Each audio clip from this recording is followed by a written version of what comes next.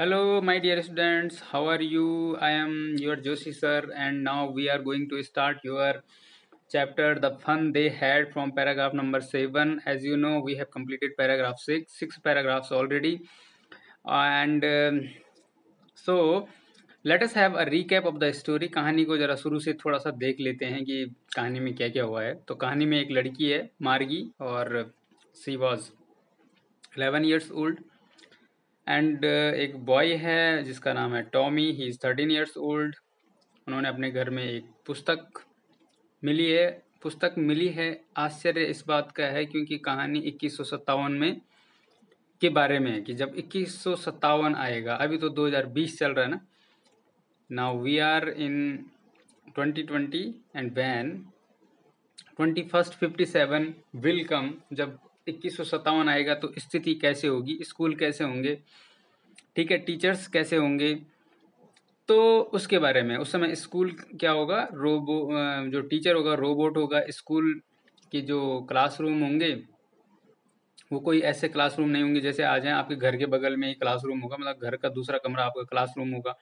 जो अगर teacher robot होगा तो उसमें कोई दिक्कत हो गई, कंप्यूटर में कोई दिक्कत होगी तो उसको ठीक करने वाला कोई मैकेनिक होगा, ठीक है. तो all these things. So that's why the boys and the boy and the girl were expressing their views about that book. जो किताब उनको उनके घर में मिली है, ठीक है.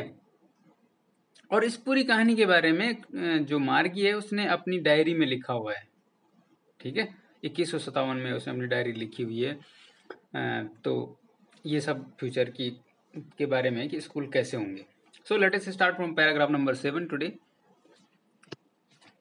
हम यहाँ से पढ़ेंगे आज, ठीक है. Today we are going to start from here. A man isn't smart enough. एक आदमी पर्याप्त स्मार्ट नहीं हो सकता है. मतलब ये कहने का मतलब ये है कि एक आदमी पढ़ाने के लिए, to be a teacher, a man isn't smart enough. एक आदमी पर्याप्त स्मार्ट नहीं हो सकता है. मतलब कंप्यूटर के मुकाबले, उसका बोलने का मतलब है रोबोटिक टीचर से ज़्यादा स्मार्ट इंटेलिजेंट एक मैन नहीं हो सकता है. Sure he is. कौन बोल रहा था अभी तक? मार्गी बोल रही थी, लेकिन अब टॉमी बोल रहा है sure he is. Certainly he is. नहीं, निश्चित रूप से वह होता है, ठीक है. He just Tommy is expressing just opposite argument, ठीक है. मतलब उसके जस्ट अपोजिट अपना विचार वो वहां पे एक्सप्रेस कर रहा है. My father knows as much as my teacher. मेरे पिता उतना ही जानते हैं. एज मच एज का यूज होता है कि उतना ही, ठीक है.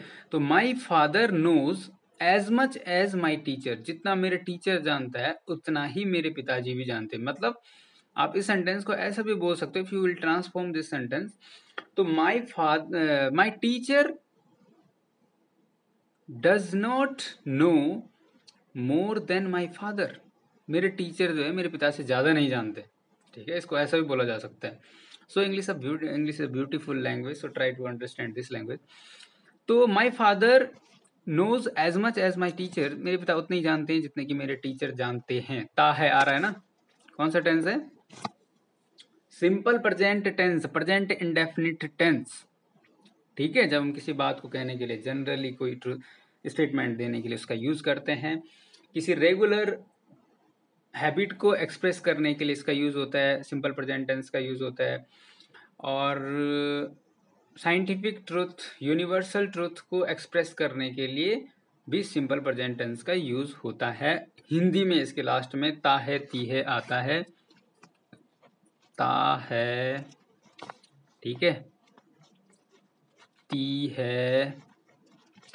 और इंग्लिश में इसकी पहचान होती है कि मेन वर्ब की फर्स्ट फॉर्म या फिर मेन वर्ब की फर्स्ट फॉर्म में एस या ईएस लगा हो अगर सब्जेक्ट सिंगुलर है. तो माई फादर यहाँ पे सब्जेक्ट है, इसलिए वर्ब में एस लगा हुआ है, ठीक है. अगर यहाँ पे प्लूरल सब्जेक्ट होता, ठीक है, अगर ये होता माई फादर एंड आई, तो तब नहीं आता क्योंकि दो लोग हो गए थे, ठीक है. तब नो आता है केवल, तब केवल फर्स्ट फॉर्म आती है. तो ये आपका ग्रामर के पॉइंट ऑफ व्यू से था. तो टॉमी उसके हिसाब से बोल रहा है कि भाई मेरे फादर उतना ही जानते हैं जितना कि मेरे टीचर जानते हैं, इसलिए ये कहना गलत है कि जो ह्यूमन बीइंग टीचर होता था पास्ट में, वो रोबोटिक टीचर के बराबर स्मार्ट नहीं होता था, मतलब इंटेलिजेंट नहीं हो सकता था। He knows, now we are going to start from here, sorry,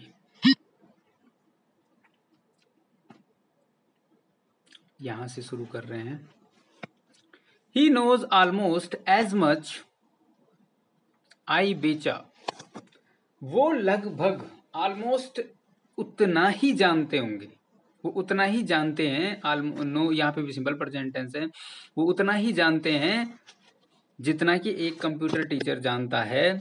आई बेचा, बेचा मीन्स मैं शर्त लगाता हूँ, ठीक है, इनफॉर्मल वर्ड है। आई बेट यू, ये भी बोल सकते हो आप। इनफॉर्मल मतलब अनौपचारिक तौर पे जब आप बात करते हैं तो आप बेचा बोल सकते हैं। In fast speech I am sure, मतलब मैं बिल्कुल श्योर हूँ, I am very certain that a teacher knows almost as much as a robotic teacher know. अब यहां से पढ़ते हैं। Margie wasn't prepared to dispute that, Margie wasn't prepared, देखो वाज नॉट का यूज है और मेन वर्ब की थर्ड फॉर्म है, कौन सा टेंस है और कौन सा वॉइस है, तो ये पैसिव वॉइस है सिंपल पास्ट टेंस का, नेगेटिव सेंटेंस का। क्यों है? वाज का यूज है और उसके साथ मेन वर्ब की थर्ड फॉर्म है, तो जब भी वाज ऑब्लिक वर WERE के बाद मेन वर्ब की थर्ड फॉर्म आती है, तो आपको बिल्कुल श्योर हो जाना चाहिए कि ये सिंपल पास्ट टेंस का पैसिव वॉइस है। ये सिंपल पास्ट टेंस का क्या है? पैसिव वॉइस है। सो मार्गी wasn't prepared, मार्गी तैयार नहीं थी टू डिस्प्यूट, टू डिस्प्यूट यहाँ पे इन्फिनेटिव है, मैंने आपको पहले भी बता रखा है, इन्फिनेटिव नॉन फाइनाइट वर्ब में आता है, ठीक है। नॉन फाइनाइट वर्ब वो वर्ब होती है जिसपे टेंस और सब्जेक्ट का कोई असर नहीं पड़ता है। वाक्य के सब्जेक्ट यहाँ पे मार्गी है, उसके ना तो टेंस का इस पे कोई असर पड़ सकता है, ना उसके सिंगुलर प्लूरल होने में या फेमिनिन मैस्कुलिन जेंडर होने में इसका कोई फर्क नहीं पड़ेगा। इसलिए ये कौन सी वर्ब है? नॉन फाइनाइट वर्ब है। मार्गी wasn't prepared to dispute, dispute मतलब थोड़ा सा विवाद करना किसी के साथ, दैट मतलब इस बात पे डिस्प्यूट करने के लिए वो तैयार नहीं थी। सी सेड, उसने कहा, देखो फिर से डायरेक्ट स्पीच आ चुका है, सी सेड, ठीक है। I wouldn't want a strange man in my house to teach me, inverted comma के अंदर लिखा गया है, यहां तक इसको रखा गया है, इसको बोलते हैं रिपोर्टेड स्पीच। सी सेड क्या है? रिपोर्टिंग वर्ब, ठीक है। और उसके बाद जो ये इन्वर्टेड कॉमा के अंदर में है, इसको बोलते हैं रिपोर्टेड स्पीच, इसको नोट करते जाइए आप, ठीक है। ये सेंटेंस जो है डायरेक्ट स्पीच का है। तो उसने कहा आई वुडंट वॉन्ट, मैं नहीं चाहूंगी बिल्कुल भी, अ स्ट्रेंज मैन, एक स्ट्रेंज मैन को, एक जिस आदमी को मैं जानती नहीं, स्ट्रेंज मतलब to whom we are not acquainted with, to whom we are not familiar with, ठीक है, to whom we don't know, जिसको कि हम जानते ही नहीं है। स्ट्रेंज मैन, यहाँ पे मैन नाउन है, स्ट्रेंज एडजेक्टिव है, ए आर्टिकल है, आर्टिकल ए का यूज क्यों है, एन का यूज क्यों नहीं है, ये आप बताओ। क्योंकि यहाँ पे कॉन्सोनेंट है, जो भी वर्ड कॉन्सोनेंट से शुरू होता है और उसकी साउंड भी अगर कॉन्सोनेंट होती है, जैसे कि यहाँ पे एस में आप देख सकते हैं, एस कॉन्सोनेंट है, उसकी साउंड भी कॉन्सोनेंट है, उससे पहले हमेशा अगर आर्टिकल लगाना है तो वो ए लगेगा, अगर एक के अर्थ में, ठीक है। तो आई वुडंट वॉन्ट, मैं नहीं चाहूंगी एक आदमी को, इन माई हाउस, अपने घर में, ठीक है।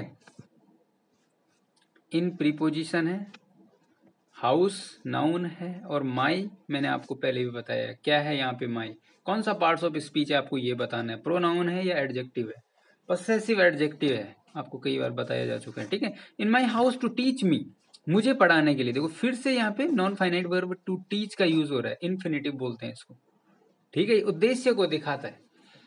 टू एक्सप्रेस योर, मतलब सेंटेंस में उद्देश्य को प्रकट करने के लिए, योर एम, योर मोटो, आप क्या बोलना चाह रहे हैं, ठीक है।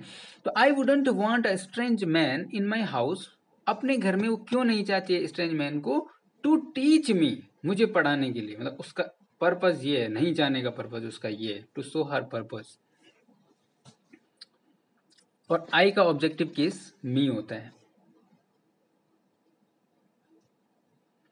अब यहां से शुरू करते हैं। Tommy screamed with laughter, Tommy बहुत ज्यादा खुशी के साथ चिल्लाया। यू डोंट नो, देखो फिर से इन्वर्टेड कॉमा के अंदर लिखा हुआ है, इसका मतलब ये कौन सा स्पीच है, डायरेक्ट स्पीच है, किसी ने ये बात कही हुई है और ये शायद टॉमी ही बोल रहा है, ठीक है। तो टॉमी स्क्रीम्ड विद लाफ्टर, चिल्लाते हुए उसने ये सब कहा है। यू डोंट नो मच, आपको ज्यादा पता नहीं है। मार्गी, उसने मार्गी को बोला कि मार्गी आपको ज्यादा पता नहीं है। The teacher didn't live in house, जो टीचर होता था, द टीचर का यूज क्यों हो रखा है आपको ये बताना। ये आर्टिकल है ना, टीचर्स, सॉरी, टीचर्स का यूज, टीचर्स है और उसके आगे द का यूज हो रखा है, क्योंकि वो उस टीचर के बारे में पहले ही बात कर चुके हैं इस कहानी में, ठीक है। द टीचर्स, उन टीचरों के बारे में पहले उनको पता लग चुका है, तो द डेफिनेट हो चुके हैं वो अब उनके लिए, मतलब वो डेफिनेट आर्टिकल होता है जिसके बारे में हमें पहले डिस्कस हो चुका है, कहानी में पहले ही चर्चा हो चुकी है। द टीचर्स, वो पर्टिकुलर टीचर्स जो उस समय के टीचर्स थे, इसलिए द का यूज हो रहा है। डेफिनेट समझा करो, ठीक है। Didn't live in the house, did not live in the house, मैंने आपको पहले बताया था कि डिड के बाद हमेशा मेन वर्ब की फर्स्ट फॉर्म आती है, भले ही सेंटेंस पास्ट टेंस में होता है, लेकिन नेगेटिव सेंटेंस और नेगेटिव इंटेरोगेटिव सेंटेंस या नेगेटिव इंटेरोगेटिव सेंटेंस में हमेशा डिड का यूज होता है और इसके बाद हमेशा मेन वर्ब की फर्स्ट फॉर्म आती है। ये कॉम्पिटेटिव एग्जाम में कई बार पूछा जाता है, ठीक है। द टीचर्स डिडंट लिव, जो टीचर होते हैं वो नहीं रहते थे, इन द हाउस, घर में, ठीक है। They had a special building and all the kids went there, उसने मार्गी को कहा कि उनके, वो ऐसे टीचर नहीं थे जो किसी घर में आते थे, ठीक है। जैसे कि आज की सिचुएशन के बारे में वो बात कर रहे हैं, जैसे आज होता है उसके बारे में 2157 में वो बात कर रहे हैं। दे हैड अ स्पेशल बिल्डिंग, उनके पास एक स्पेशल बिल्डिंग हुआ करती थी, ठीक है। And all the kids went there, और सारे के सारे जो बच्चे होते थे, वेंट मतलब गो की सेकंड फॉर्म है, पास्ट, सिंपल पास्ट टेंस है, वहां जाते थे, ठीक है।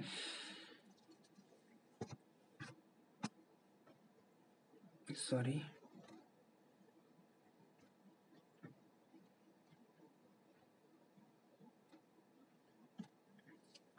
अब यहां से पढ़ते हैं। All the kids learned the same thing, और सारे बच्चे एक ही चीज को पढ़ते थे, जैसे हम आपको क्लास में पढ़ाते हैं, whenever we come in the classroom we teach you the all of you the same topic ना, एक ही टॉपिक पढ़ाते हैं। तो उस चीज के बारे में बात कर रहे हैं कि सारे बच्चे एक ही टॉपिक पढ़ते थे। क्वेश्चन मार्क इसलिए लगाया गया है क्योंकि this question is asked by Margie, ये मार्गी के द्वारा पूछा जा रहा है। All the kids learn the same thing, क्या सारे बच्चे एक ही चीज पढ़ते थे? Sure if they were the same age, certainly, अब कौन रिप्लाई कर रहा है? टॉमी। सर्टेनली, निश्चित रूप से, I am sure if they were the same age, हाँ वो बिल्कुल एक साथ पढ़ते थे अगर वो एक ही एज के होते। तो ज्यादातर आप लोग सारे जो एक ही एज के होते हैं एक ही क्लास में होते हैं, ठीक है ना। जो बड़ी क्लास का बच्चा है वो आपसे या तो एज में बड़ा होगा, छोटी क्लास का है तो छोटा होगा, इसलिए वो इस चीज के बारे में बात कर रहे हैं। सो let us start from chapter paragraph number 8। 1 minute please. Paragraph number 8। आज मैं ग्रामर के कॉन्सेप्ट थोड़ा कम इसलिए बता रहा हूँ क्योंकि आज I am trying to complete this chapter. But my mother says a teacher has to be adjusted to fit the mind of each boy and girl, यहां से पढ़ रहे हैं हम, ठीक है। Each boy and girl it teaches and that each kid has to be taught differently. अब Margie बोल रही है, यहाँ पे मार्गी के द्वारा कहा गया है, सीधे रिपोर्टेड स्पीच को दिया गया है, रिपोर्टिंग वर्ब को मिस किया गया है यार राइटर के द्वारा, ठीक है। बट माई मदर, लेकिन मेरी माँ तो कहती है। सेज मतलब सिंपल प्रेजेंट टेंस का यूज हो रहा है, वर्ब में एस लग रखा है। एस क्यों लग रखा है? क्योंकि सिंगुलर सब्जेक्ट है, माई मदर है, ठीक है। अ टीचर, एक teacher has to be adjusted, उसको एडजस्टेड होना होता है। देखो हैज टू बी का जब यूज होता है तो उसका मतलब होता है ये होना होता है, वो होना होता है। Has to be, have to be, ठीक है। हैड टू बी का मतलब होता है कि ये होना होता था, तो आप लिख दो। तो अ टीचर, एक टीचर को has to be adjusted, adjusted होना होता था, होता है to fit the mind of each boy and girl. और एक टीचर ऐसा एडजस्टेड होना चाहिए कि वो प्रत्येक बच्चे के माइंड और लड़का हो लड़की हो उसके माइंड के हिसाब से एडजस्टेड करना पड़ता है। उसको अपने कंप्यूटर की आदत पड़ रखी है कि उसको एडजस्ट करना पड़ता था एज के हिसाब से बच्चे की ना। इट टीचेस, जिसको कि वो पढ़ाता है, and that each kid has to be taught differently, और कि एक प्रत्येक बच्चे को, ईच किड प्रत्येक बच्चे को, हैज टू बी टॉट पढ़ाया जाना होता है, डिफरेंटली मतलब अलग तरीके से। डिफरेंटली यहाँ पे एडवर्ब है क्योंकि एल वाई से एंडिंग होते हैं। जनरली ज्यादातर वर्ड जो एल वाई से एंड होते हैं उनको हम एडवर्ब कहते हैं। कॉम्पिटिटिव एग्जाम के हिसाब से आपके लिए इंपॉर्टेंट पॉइंट है। ये किसको क्वालिफाई कर रहा है? टॉट वर्ब को, ठीक है। अब यहां से शुरू करते हैं। Just the same they didn't do it that way then. Just the same, just the same is एक फ्रेज है और इसका मतलब होता है ऑल द सेम, मतलब ज्यों का त्यों। मतलब जब आपका व्यू किसी चीज के प्रति कुछ सुनने या कुछ कहने के बावजूद बदलता नहीं है, भले आपको मार्गी को उसने इतना समझा दिया है, लेकिन she was just the same, she was not changed in her view, अपने विचारों में वो चेंज नहीं हुई। They didn't do it that way then, अच्छा तो वो इस सब को इस उस हिसाब से नहीं करते थे मतलब वो बच्चों को उस हिसाब से नहीं पढ़ाते थे जैसे कि उनके माइंड के हिसाब से उनको सेट करना होता था, ठीक है। She is opposing Tommy. If you don't like it, यदि तुम्हें ये पसंद नहीं है, ठीक है, कंडीशनल सेंटेंस है। इफ का मतलब क्या होता है? यदि। If you don't like it, यदि आपको ये पसंद नहीं है, you don't have to read the book, आपको ये पुस्तक पढ़ना नहीं चाहिए, कोई आवश्यकता नहीं है। उसने, टॉमी ने मार्गी को कहा कि आपको ये पुस्तक पसंद नहीं है तो you don't have to read this book, आपको ये पुस्तक नहीं पढ़नी चाहिए। आई डिडंट से, मैं I didn't say it, I didn't like it, मैंने ये नहीं कहा। देखो ये सिंपल पास्ट टेंस है, ठीक है ना। से वर्ब की फर्स्ट फॉर्म है, डिड के बाद आ रही है, डिड के बाद वर्ब की सेकंड फॉर्म, फर्स्ट फॉर्म। तो आई डिडंट से, मैंने ये नहीं कहा, आई डिडंट लाइक इट, कि मैं इस पुस्तक को पसंद नहीं कर रही हूँ। इट का यूज पुस्तक के लिए हुआ है। मार्गी सेड क्विकली, मार्गी ने जल्दी से कहा। She wanted to read book, read about those funny schools. असल में मार्गी जो है उन जो बहुत अच्छे स्कूल्स थे पुराने टाइम के, भले वो एक्सप्रेस कर रही है कि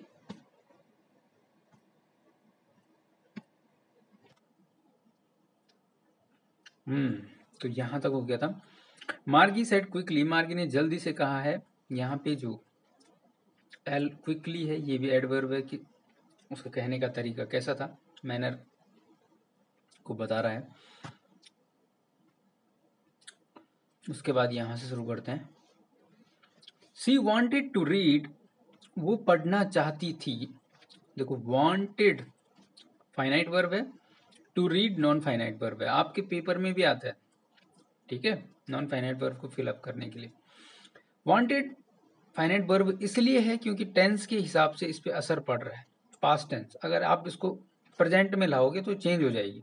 सी वांट्स तो चेंज हो रही ना, और अगर आप प्रेजेंट में इसमें प्लूरल सब्जेक्ट लाओगे तो सी वांट, दे वांट हो जाएगा, चेंज हो रही है। तो फाइनाइट वर्ब सब्जेक्ट के हिसाब से चेंज होती है, जबकि नॉन फाइनाइट वर्ब पे सब्जेक्ट या टेंस का कोई प्रभाव नहीं पड़ता है। सी वांटेड, वो क्या चाहती थी, टू रीड, पढ़ना, अबाउट दोज फनी स्कूल्स, उन फनी स्कूल्स के बारे में, अबाउट मतलब के बारे में, के विषय में।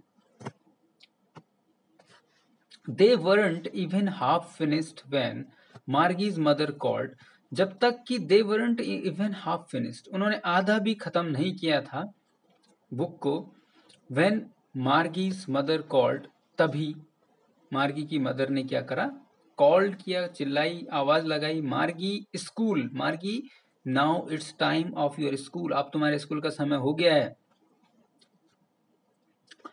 मार्गी लुक्ड अप, मार्गी ने ऊपर देखा, नॉट येट, अभी नहीं हुआ है मम्मा, अभी मेरे स्कूल का समय नहीं हुआ, because she was taking interest. ठीक है, वो उसको कहानी में रुचि आ रही थी, वो पुराने स्कूल के बारे में बहुत ज्यादा उस जानने के लिए उत्सुक हो रही थी कि अरे ऐसा कैसे हो सकता है।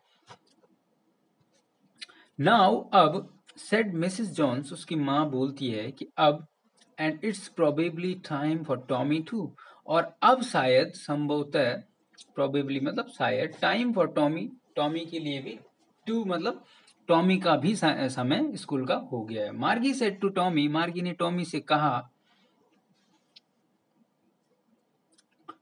Can I read the book some more with you after school, Margie ने टॉमी को कहा कि कैन आई रीड, देखो डायरेक्ट स्पीच है, क्या मैं पढ़ सकती हूँ, पुस्तक को कैन का यूज सकने के लिए होता है, ठीक है।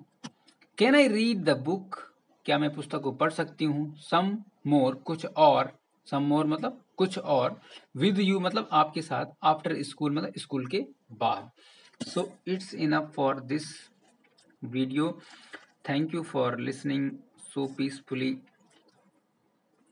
and attentively, or kindly subscribe the channel.